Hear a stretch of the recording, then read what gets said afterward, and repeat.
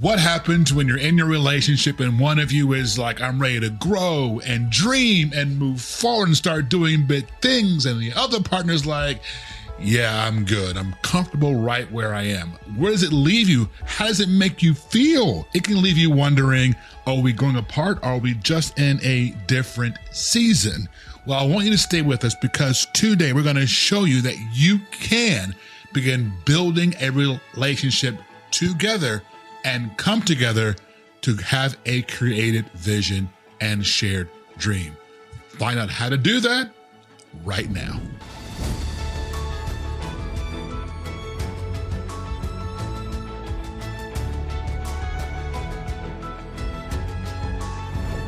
Well, welcome everyone to the Home to Haven podcast. We are so delighted you've tuned in, you've downloaded, or you've clicked on the thumbnail on YouTube and join us for another episode of the Home to Haven podcast, which is your home for faith-filled content that helps you communicate in your relationship.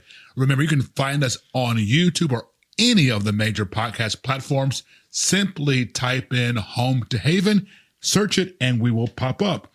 And when it pops up, make sure you like and subscribe so we can reach more people just like you. Yes, we'd love to hear from you. Give us some feedback. Let us know what you're liking, what you want more of. We love to hear those comments. And so, yes, definitely show us some love out there. Show us some love. So let us know what you like. And also, if there's any topics or question you have, make sure you can always DM us at Oak Haven Company or on any of the social platforms. Or, of course, send an email to hi@oakhavencompany.com, and we'll read that and make sure we get it in. Yeah, that's right. Now it is Maycember. Have you heard of that? What? Maycember is the new. Well, a lot of people are using it now. We used to say it like years ago when I was still teaching. Okay. But everybody's kind of jumped on the bandwagon, at least that I've seen. Is it because it's half of the way of the year?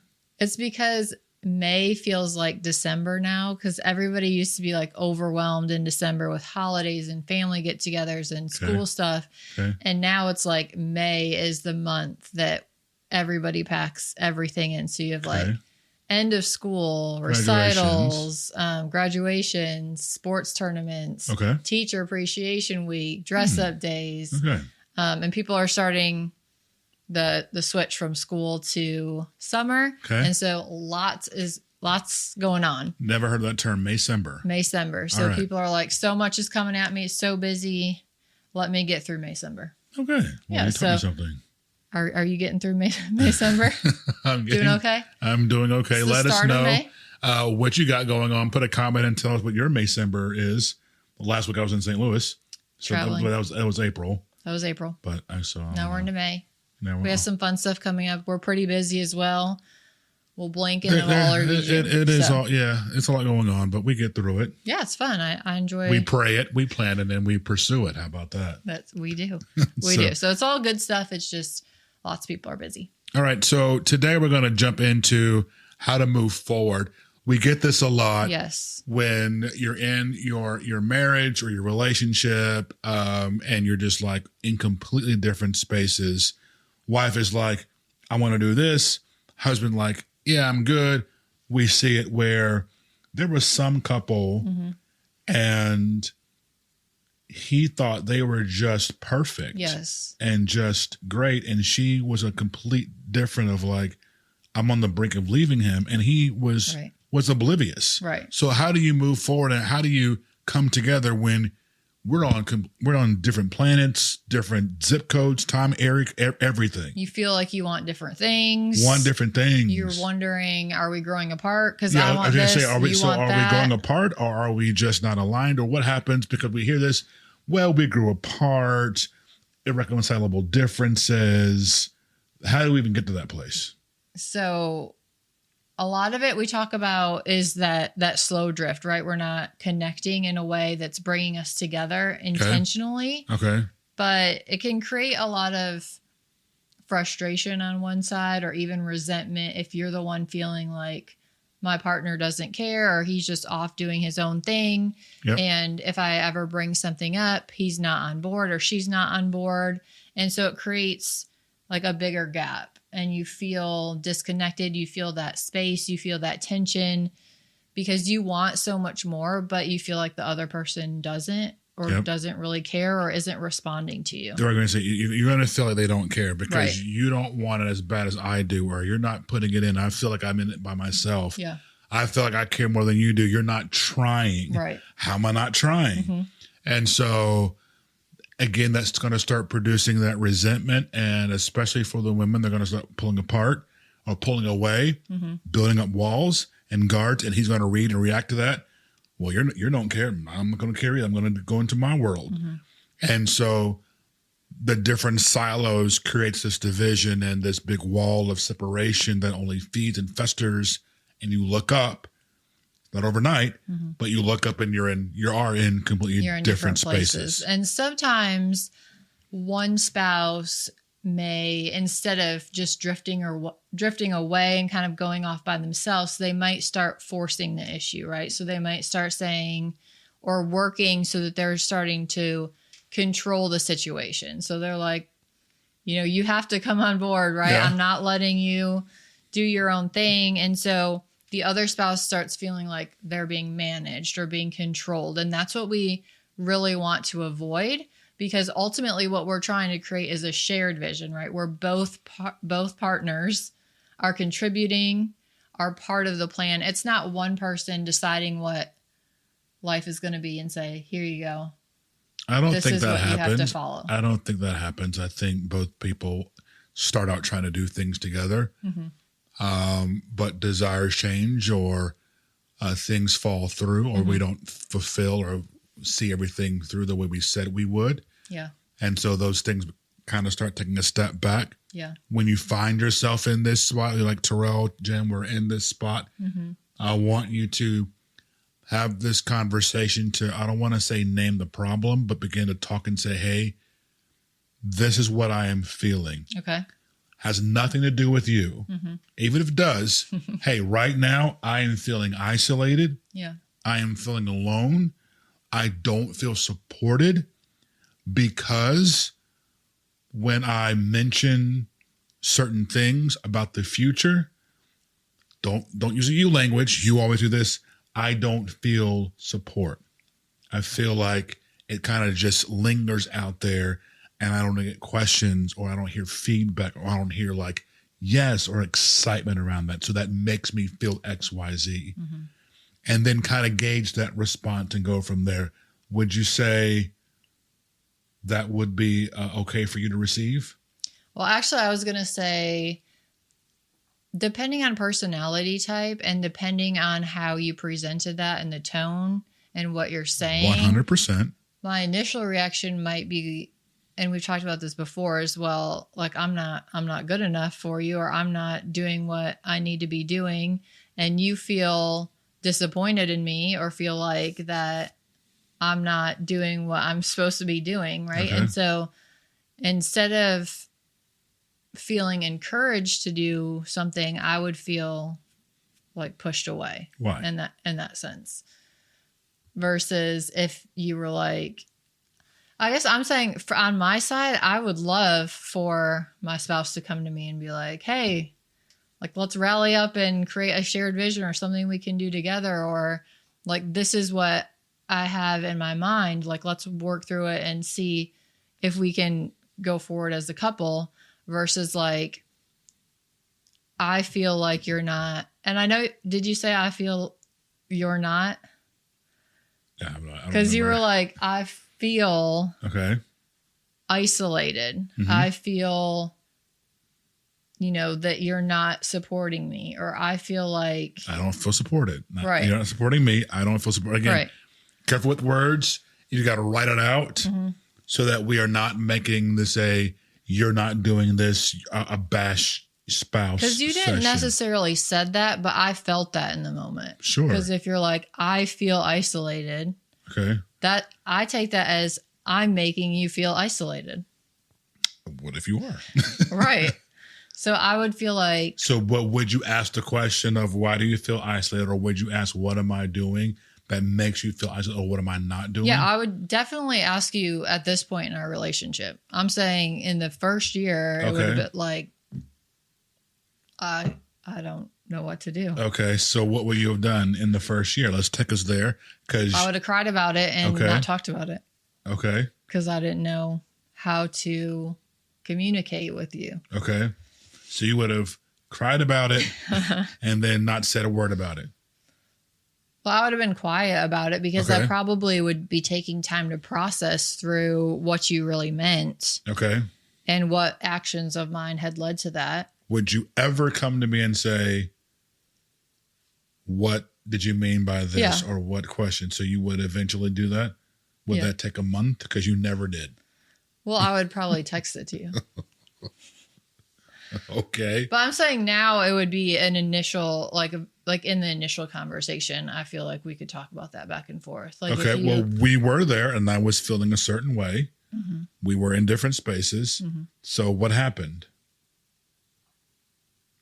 Like you're talking about a specific example? Well, again, let's talk about, we named a problem. So I came to you and said, I did this. I said, this is what I'm feeling when this happens. And then what happened? Well, I would say, what can I do so you don't feel like that? Well, and the next thing we had to do is we had to reframe our thoughts because you were feeling like, it's all my fault. I'm bad Jenny. And right. I'm like, that's never what I said. Mm-hmm. And those things didn't come out of my mouth. So we have to reframe how you were perceiving things. I had to reframe my own thinking of, hey, everyone does not respond the way I respond or in the manner in which I think they should respond. Mm-hmm. And it's not up to me. Just because someone doesn't respond the way I think they should respond doesn't mean that response is incorrect. Mm-hmm. I have to reframe my thoughts and say, okay, how can I meet her where she is? Mm-hmm. And you have to reframe your thoughts and say, I need to meet him where he is. Mm-hmm. And then we have to have a conversation, the dialogue that says, this is what I need from you. And this is what I need from you. This is what I commit to giving. This is what I commit to giving. This is what I commit to work on and change. Mm-hmm. This is what you commit to work on and change. And then we move forward. Now we've stated the problem. We have reframed our thinking. And now we have vision. Now we have clarity. Now we've discovered something that we can do together to move forward. And you can apply this in conversation, in a relationship, but then actually to physical things. If it's a house we want to go to, or a neighborhood, or do we take this job? Do we move cities? Or how can we come together and find agreement? I know I'm talking a lot, but the scripture that I wanted to talk about for today is found in Philippians 2:2. And it says, being one in spirit and of one mind. Yeah. So that's so important and crucial for husband and wives in relationships, that we are one spirit, one mind. Right. And creating something together, right? I remember when we were in a spot where you were pushing me a little bit because I was just very comfortable with life, I guess. Yes. And you were like, well, what's your dream? Or like, what do you ultimately want to do? Or what do you want to do next? And I didn't have an answer, especially in that moment. And so it feels a little uncomfortable on that side because you feel like, I'm not living up to something, or like, why would you even ask that? Okay. Like, right? Like, I don't know. No, because in my mind, I've never heard you express this, but in my mind was, I wanted to push you both as your husband, as your covering, and even feeling the Lord, pushing me to push you is like, hey, you have so many talents and gifts and abilities, and what you are doing is fine. It's wonderful, but there's more. Mm-hmm. And maybe you can't see that. I can see that though. And so, hey, what do you want to do? What's your dream? What's your goals? Maybe you had never been asked that before. Maybe you had never had a thought of, because you were really comfortable. And I'm like, this is so much more. And for me personally, I don't want to wash, rinse, and repeat and just kind of drift through and like, say, peanut butter and jelly sandwiches every day. And it's the same thing over and over and over and over and over and over. Right. Isn't there more to this? So it's like, hey, you are talented and you're not using your talent. But I was using some of my talents, right? I don't think so. You don't think so? Well, that's what I was taking it in the initial conversations, is what I was getting at. So instead, you used like curiosity questions and you pushed it a little bit more. And even though it was getting me out of my comfort zone, correct, you were also doing those things to like encourage and inspire me. Yes. Whereas I could have just stayed in that spot, right? And been fine, according to me. According to you. Right. But it is my responsibility as your husband to say, also push you, as well as you're responsible to push me as well. Mm-hmm. We're going to push one another to greatness. And so it's important. And part of that is built through trust, right? Mm-hmm. So if you trust me, that again, I am for you, I am with you, and you believe that, then, okay, he's saying something for my benefit and for my good. Right. And so I think it's important that you have a conversation with your spouse, with your partner, to create trust. Because none of the things that we talk about, we can't go to the next steps unless there's first a foundation of trust. And you build that foundation of trust by being open, by being vulnerable, and also by, having, I want to say integrity, but just being someone that is trustworthy. Oh, for sure. Yeah. And so especially for, I know we say women, but men are emotional too. Mm-hmm. And so I want to be able to trust you. Yeah. And I need security as well. 100%. I need encouragement as well. Yeah. But a woman is going to need that security blanket, because if she doesn't have that trust, her walls are up, and she is not going to be as, what's the word I'm looking for? Cooperative. Okay. Easily willing. Open and willing. Yeah. If that trust is not there. Right. So do you think that can happen on both sides? Like, what if it's the wife that is feeling that and presents that to the husband in terms of, like, I want more for our life, or like, I want to get out of this rut of just work and coming home and sitting on the couch and watching TV. And he's just like, I'm good. Like, we're making money. We're getting by. We're comfortable. Or what more do you want? I'm taking care of the bills, and I'm providing for you. And as a man, it might not click that, hey, there's more to life. There's more to our relationship, or there should be more than just you paying the mortgage. Right. Or we can and just want more, because you make the mortgage doesn't give you a pass to not pour into our relationship. Yeah. I'll say it again. Just because you pay the mortgage doesn't give you a pass to not pour into the relationship or invest in your wife. Right. Right.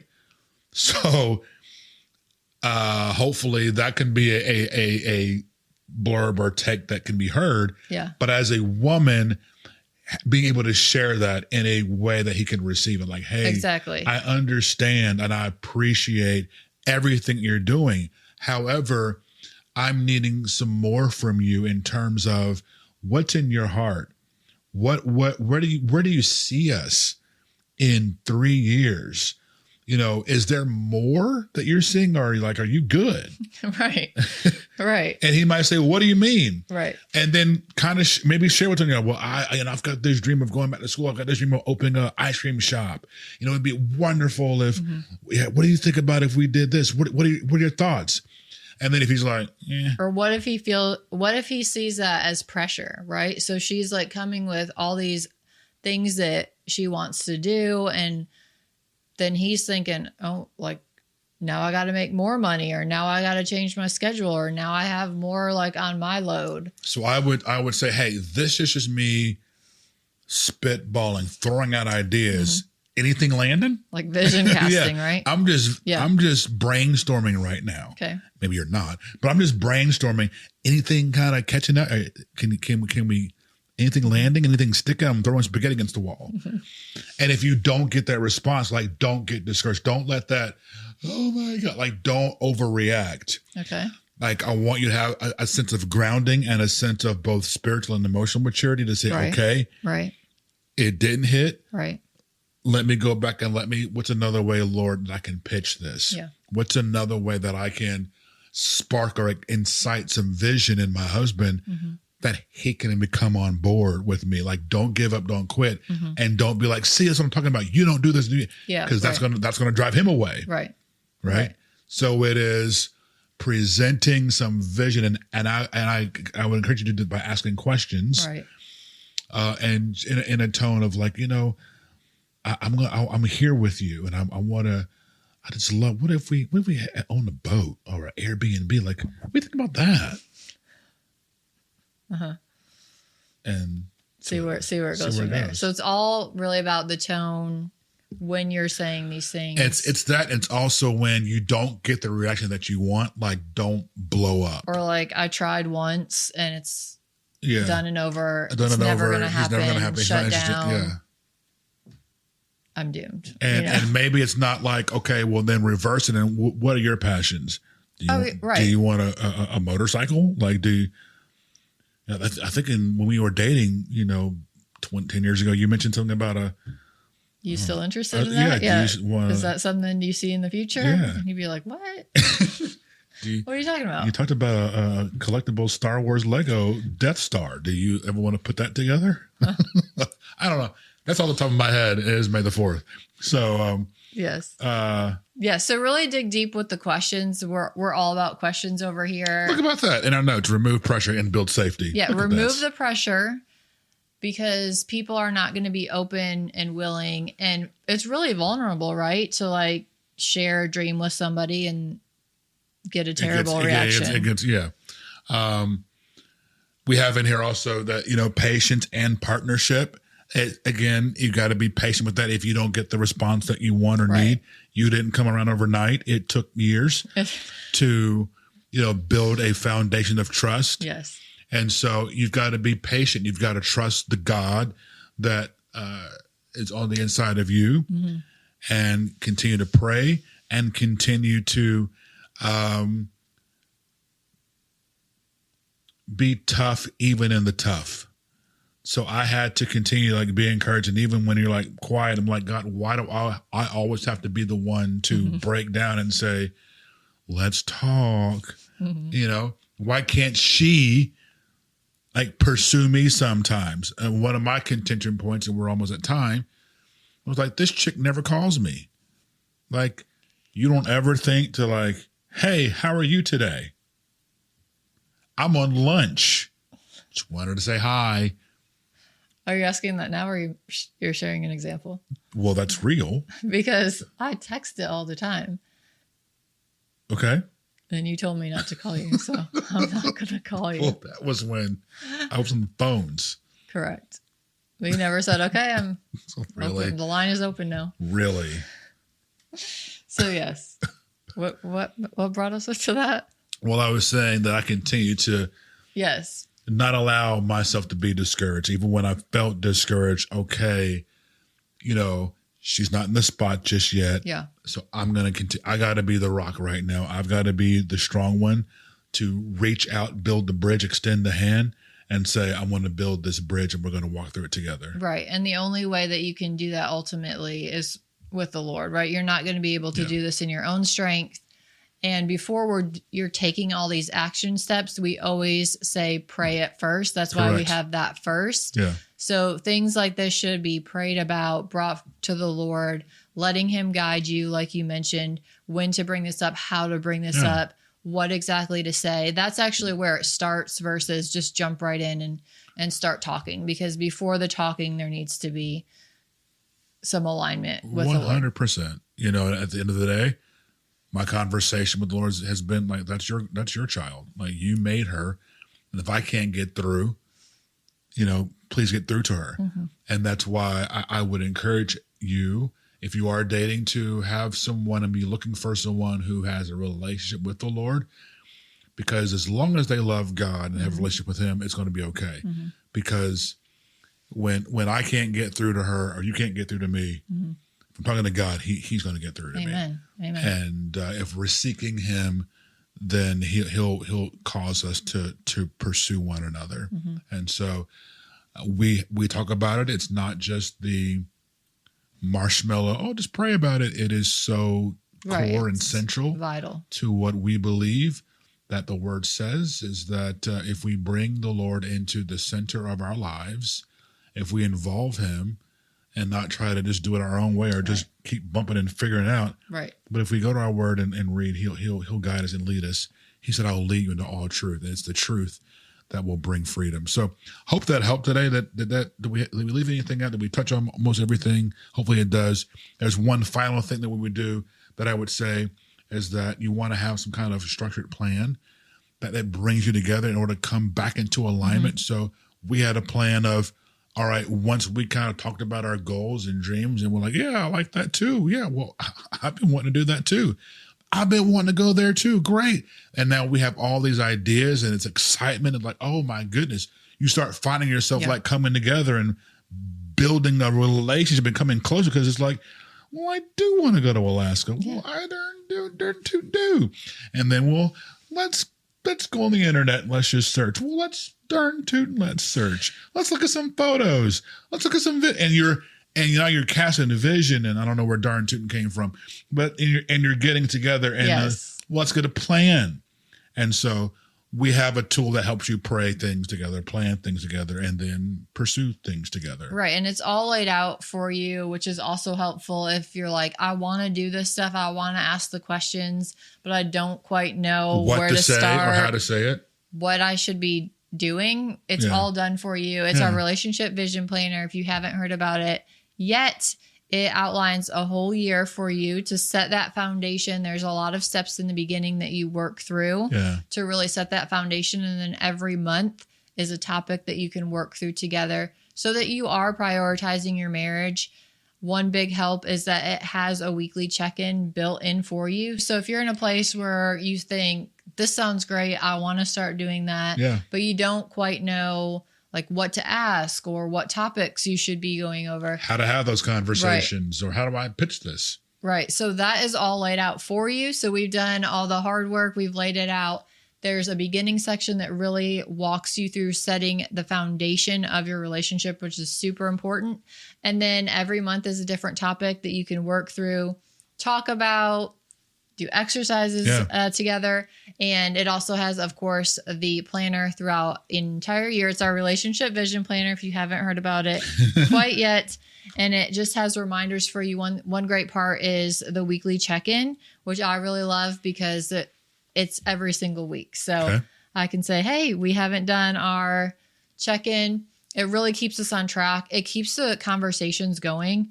And so you don't ever have like 3 weeks pass by and we haven't ever connected as a husband and wife. Yeah. And so it really helps you prioritize your marriage. And like Terrell said, the pray it, plan it, pursue it is throughout every section. And so it's ready for you to go. So I'll give you kind of an example if you're watching or listening. I just kind of turn to a section here. It's the seventh topic. It says rest. There is a scripture that we have that talks about rest. And then there's a little devotional about rest. And then you can kind of maybe dream about like, what does rest look like to you? And what do you like to do for rest? How do you decompress? What are ways I can support that, right? Questions that are in here. Mm-hmm. And now you start learning about your spouse even more so. And that's casting vision, even with that. I didn't say what's your goals, right? Yes. But she's telling me vision, even without me things kind of I would like, pressuring her, right? And you don't feel pressured, right? There's a prayer in here we can pray. We talked about that for how to rest, and then you can have your own prayer. A question for with a conversation: What's keeping us from resting well with the kids? It's a good one. Yeah, December. And so it sets everything up. There's an exercise for you guys to do, and then there's date nights that you can do pertaining to rest. And then you've got some places to have goals. Like, man, I would really love to have Sunday afternoons off and not be bothered. Let's make it happen. Let's make it happen. Yep. What can I do to support that? Right. And so it's ways to have these kind of tough conversations or things that you may feel awkward having or where there's been contention before. We believe that this tool, Relationship Vision Planner, makes it so seamless and easy for you to have those kind of difficult, hard conversations. So go to relationshipvisionplanner.com. You can get more information about this. oakhavencompany.com. I know I'm giving you websites, but it's where you go to get it. There's the link in the description and the show notes. Everything you need is in the planner. Yes, and it is undated. I do want to mention that because a lot of people might say, well, it's not January. It's May. It's the summertime. It's the middle of the year. November. Should I start a planner? Yes. Right. Anytime that you are ready to start doing this is a good time. And month one can be any month of the year. So that's right. Today is always a good day to start again. Amen. So a just man falls down, but he gets up 7 times. So it doesn't matter how many times you start, continue to start over. And today is always the day to have a day 1. So okmancompany.com, get the relationship vision planner, and you'll be glad you did, or give it to someone who you believe might get benefit from it. So thanks for listening. Remember, if you got anything from today's topic, anything was like, I like that, thumbs up, please. Like and subscribe. We would greatly appreciate it. Remember, you can always get us at Okman Company, at okmancompany.com. So until next weekend, we'll miss you, but we'll see you next week. And remember, wisdom